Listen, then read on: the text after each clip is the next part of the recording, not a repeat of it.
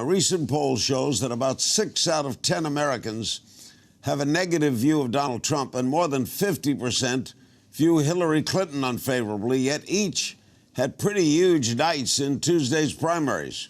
What's going on? And where does the path forward for each and their opponents lead from here? Let's talk it over with Harry Enten, the senior political writer and analyst for FiveThirtyEight's.com.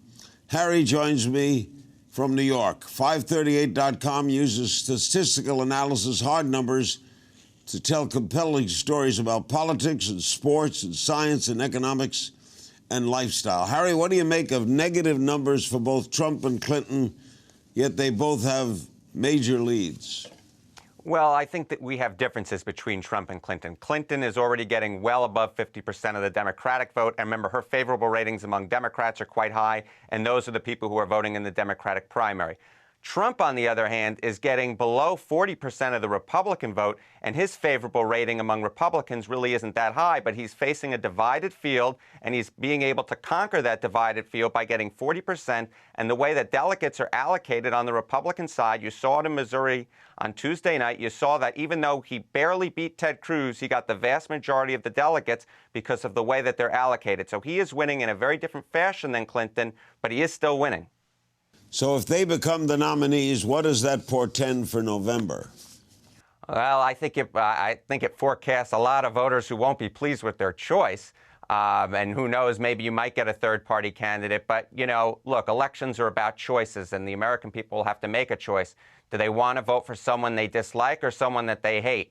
And historically, what we know is that usually the candidate with the higher favorable ratings wins. So even though most voters don't like Hillary Clinton, her favorable ratings are higher than Donald Trump's.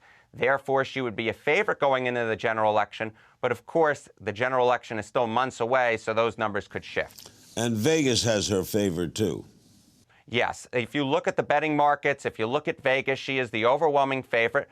I mean, that, you know, kind of really meshes with what we would generally think. If you're a candidate who is, you know, saying things about Mexican Americans, about Muslims, things that are not too complimentary, and you are saying these things and they are part of the electorate, and not only that, you have a bunch of white voters who probably don't like what you're saying on those subjects either, then you're probably not going to be a favorite in a general election, which is a much different electorate than you're facing in a Republican primary.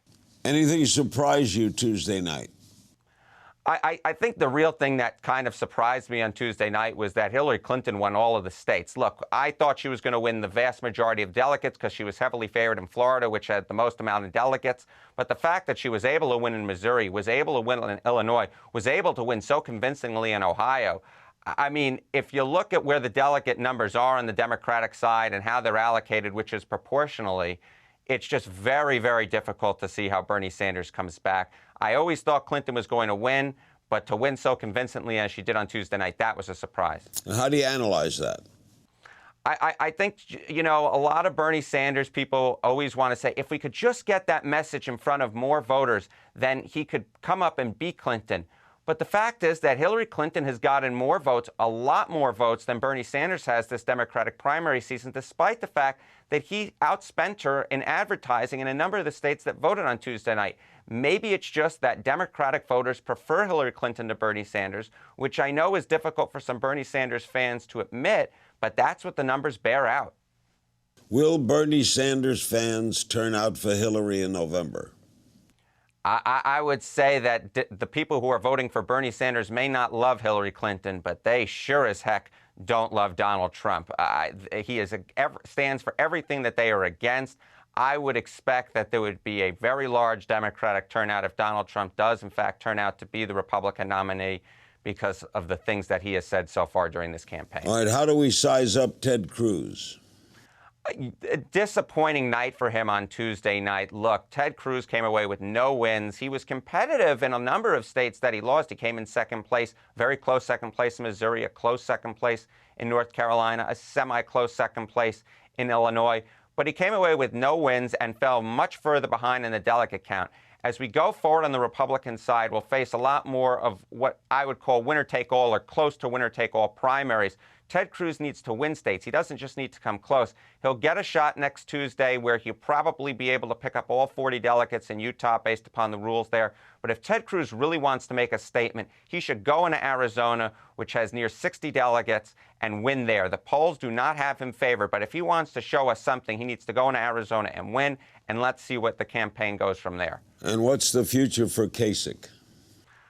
Look, John Kasich won in Ohio. Good for him. It's his home state. But what are the areas that John Kasich is winning besides Ohio? Ann Arbor, Michigan, Hanover, New Hampshire, the inner city loop of Chicago. These are not places that are like most of the Republican Party. It's just very difficult to see how he picks up a lot of votes. He could, in fact, act as a spoiler where these voters might have otherwise voted against Donald Trump and for Ted Cruz and could help aid Trump's path to the nomination. Harry, do you see a brokered Republican convention? Look, I do. I think we are heading towards a contested convention, or at least one where we end the primary season and not being sure whether Donald Trump has a majority of delegates. But there are a lot of smart people who disagree. If you want to have a good idea of whether or not there's going to be a contested convention or whether Trump gets the 1,237 delegates before heading into the convention, look to California. Pretty much everybody who has this going to a contested convention believes that Trump will perform poorly in California, while the people who believe that, in fact, he will win on the first ballot have him doing well there. So I would keep my eye out on California polls.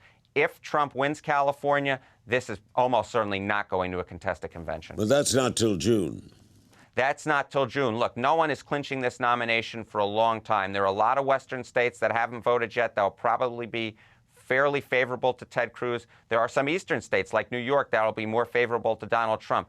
But Trump still needs a majority of delegates from here on out to get to the 1,237 delegates. And either way, it should be a close call. So we'll just need to be patient. I know Trump pretty well. I would not be surprised, Harry, if he ran independent if the brokered convention turned elsewhere. You know, one of the things that Trump has going for him, if he wanted to run independent, he has a lot of money to get on a lot of these ballots.